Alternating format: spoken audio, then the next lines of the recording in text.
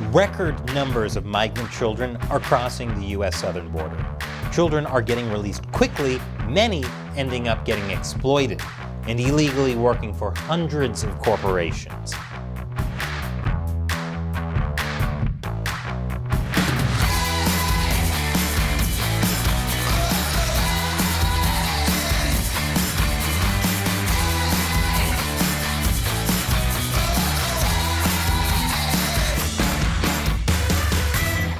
Welcome to America Uncovered. I'm Chris Chappell. Under President Biden's administration, the U.S. has been setting records. It's never any good records like most butterfly kisses given or most ticklish hedgehogs. No, we're talking about border crisis records.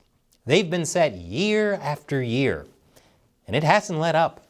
But now there's a new record being set: the number of migrant children working illegally in the United States.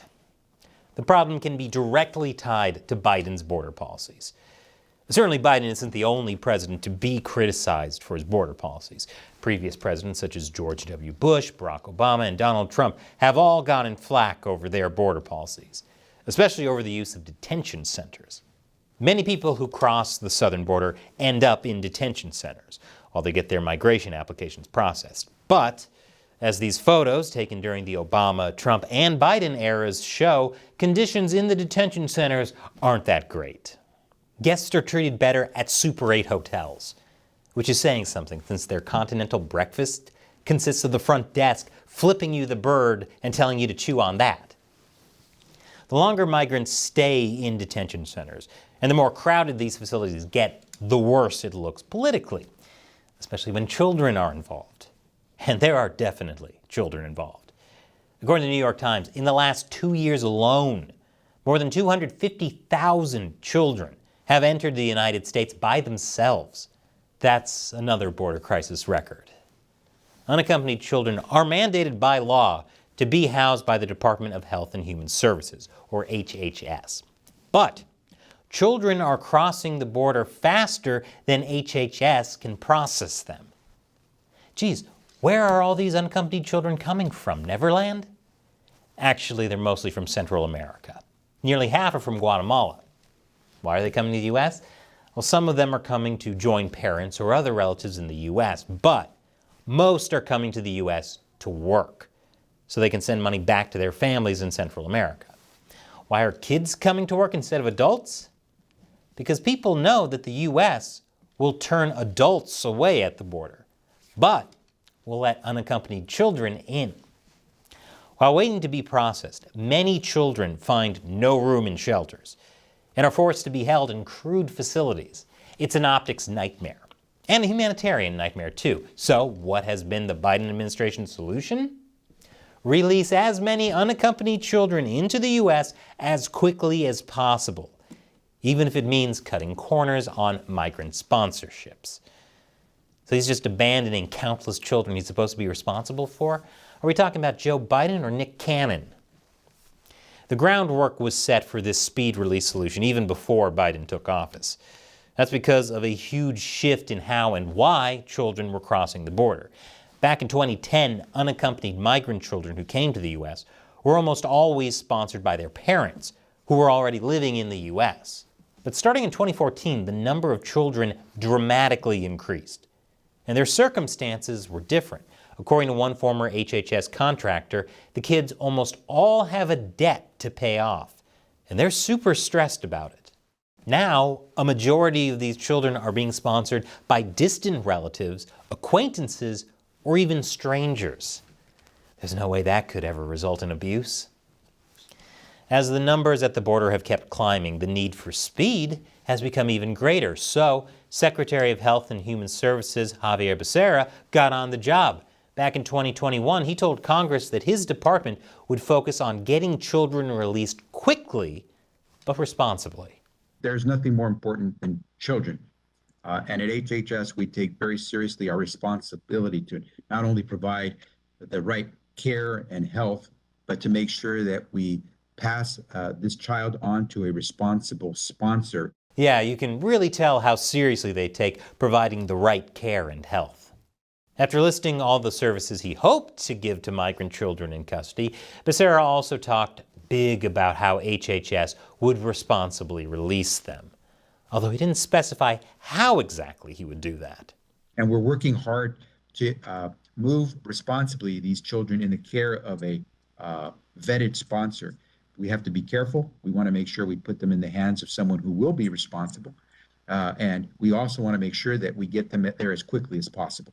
Sarah further said, we don't want to continue to see a child languish in our care if there's a responsible sponsor. Maybe, and hear me out on this one, try improving conditions just enough so people in your care don't languish. Even Super 8 makes that guarantee. That's their slogan. In practice, getting kids out for the sake of getting kids out seems to have been the priority. According to a recording published by the New York Times, Becerra forced senior leadership to get kids processed and out faster, comparing the task to Henry Ford's car plant assembly line. An assembly line that processes children. Yeah, that's a favorable comparison. What about those responsible, vetted sponsors? Yeah, that didn't happen. Some sponsors were signed up to sponsor 13 or 20 children, which isn't allowed. How did that fall through the cracks? Well, to speed up the process, HHS cut back protections that had been in place for years, including background checks and reviews of children's files. So without a background check, what do? Eyeball the person? He's a friendly old man and a scientist. He surely would never put a child in danger. Once unaccompanied migrant children left for their sponsors, HHS only provided case management for a third of children, usually for just 4 months. Other than that, migrant kids were left on their own with nothing more than a national hotline number, which is super helpful because by the time these kids are able to get through to someone at a government hotline, they'll be middle-aged adults, so we won't have to worry about kids being in danger anymore. Taking shortcuts with processing migrant children has gotten them into the U.S. faster, but it's led to some, shall we say, unintended consequences. I'll tell you more after the break. Welcome back. The Biden administration is overwhelmed by record migrant crossings at the southern border. With it has come a rising number of unaccompanied migrant children. Biden's solution has been to get these kids released quickly to sponsors, but this has left children vulnerable to exploitation. Exploitation that has now come to light thanks to both the New York Times and Reuters documenting it. Biden's plan is basically like catching a bunch of fish, wanting to release them humanely since they're languishing on your boat floor, so you toss them over your shoulder and hope there aren't any seagulls behind you. Great humanitarian work. Unaccompanied minors are desperate to earn money, either to support their families back home, pay off debts, or both. Some even owe debts to the sponsors who are taking them in. As a result, children as young as 12 are working long hours under aliases for lower than average wages, sometimes while also attending school. You might be thinking, these must be mom and pop exploitators, right? Or maybe the pirates these lost boys were running away from? Nope, their employers are huge. They include automotive giants like Hyundai, Kia, Ford, and General Motors. Retailers like J.Crew, Target, and Walmart. Big name brands like Ben & Jerry's, Cheetos, Fruit of the Loom, Whole Foods, and many more.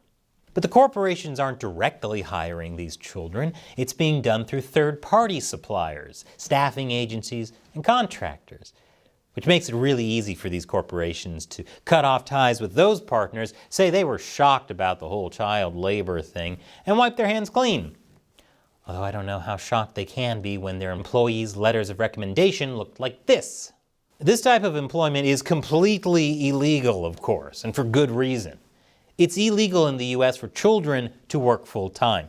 Children younger than 16 are not supposed to work for more than 3 hours or after 7 p.m. on school days. They're also supposed to be going to school, which often isn't happening either. Migrant children are also being made to work with hazardous chemicals or dangerous equipment that really should be handled by adults, and sometimes both at the same time. This is also illegal. For example, JBS, the world's largest meat processor, was fined $1.5 million by the Labor Department for making more than 100 children, ages 13 to 17, use hazardous chemicals to clean sharp meat processing equipment. $1.5 million is really just a slap on the wrist for a company the size of JBS, especially when we're talking about over 100 children, some of whom worked late hours and suffered chemical burns. It's like instead of seeing Upton Sinclair's The Jungle as a warning, they thought the only issue is that this is in a kid's book. This kind of high-risk labor is all too common for unaccompanied minors. Adolescents are twice as likely as adults to be seriously injured at work. Yet, preteens and teenagers are running industrial dough mixers, driving massive earth movers, and burning their hands on hot tar as they lay down roofing shingles.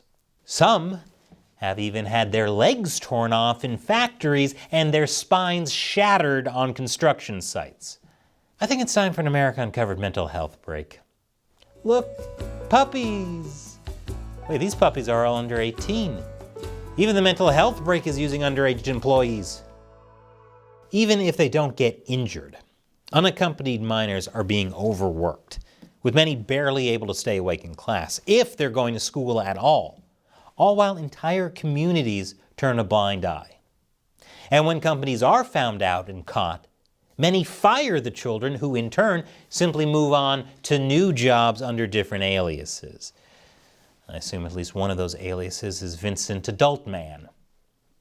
No one knows just how extensive this problem is. According to Labor Department data, child labor violations have quadrupled since 2015. But that only covers the employers that are getting caught. There are many more uncounted children who are being exploited, getting injured, or even dying. Data for that last point in particular is very limited, since the Department of Labor isn't making deaths of foreign-born children workers public. In response to the reports from the New York Times and Reuters, the Biden administration announced a new crackdown on child labor.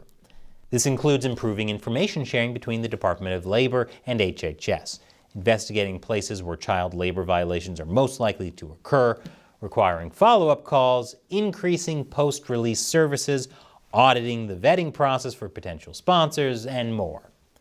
It sounds good, but government agencies like Health and Human Services and the Labor Department are already overworked and understaffed. I guess that means we should be grateful they're not using child workers. Guaranteeing quality case management for hundreds of thousands of migrant children is pretty unrealistic, especially when there aren't enough lawyers to help. God, never thought I'd be saying we need more lawyers.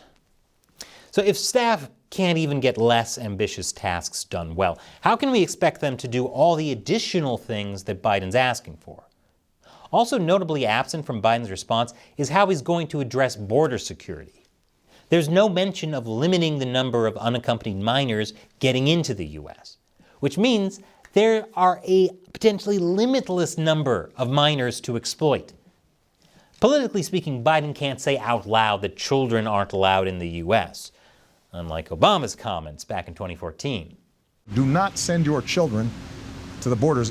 If they do make it, they'll get sent back. That might sound cruel to some, but trust me, Obama has done much worse things to foreign children. Biden's approach to the border crisis continues to focus on a safe, orderly, and humane processing of migrants, which is like turning on a fire hose and then trying to stem the flow with paper. It's just not a tool suited to the job. And there's another problem. A lot of what Biden is dealing with is outright human trafficking. Too many unaccompanied migrant children who arrive in the U.S. do so with debt to their sponsors. And given how overwhelmed HHS and the Labor Department are, there's no guarantee that government agencies will have the manpower or the will to completely vet all sponsors for human traffickers. After all, HHS has been exercising very little scrutiny and getting away with it, even though it said it would act responsibly. According to caseworkers in child welfare agencies, HHS regularly ignored obvious signs of labor exploitation. What? How were we supposed to know he'd put kids in dangerous situations? What are we supposed to do? Background checks? Even if Biden manages to get HHS to work better, though, he isn't providing enough solutions to prevent future human trafficking from happening. If Biden's not going to stop unaccompanied children from entering the U.S., he at least needs to crack down on human trafficking. As much as he would prefer just focusing on processing, countering human trafficking requires some form of border security that actually works. Otherwise, the southern border is going to continue setting records under his administration, and none of the good ones. So what do you think of Biden's response to migrant child labor? Leave your comments below. And if you like this show, remember that we rely mainly on direct support from viewers like you. All it takes is as little as $1 per episode over on our crowdfunding website, Patreon. Visit patreon.com/America Uncovered for more. Click the link below. Once again, I'm Chris Chappell. Thanks for watching America Uncovered.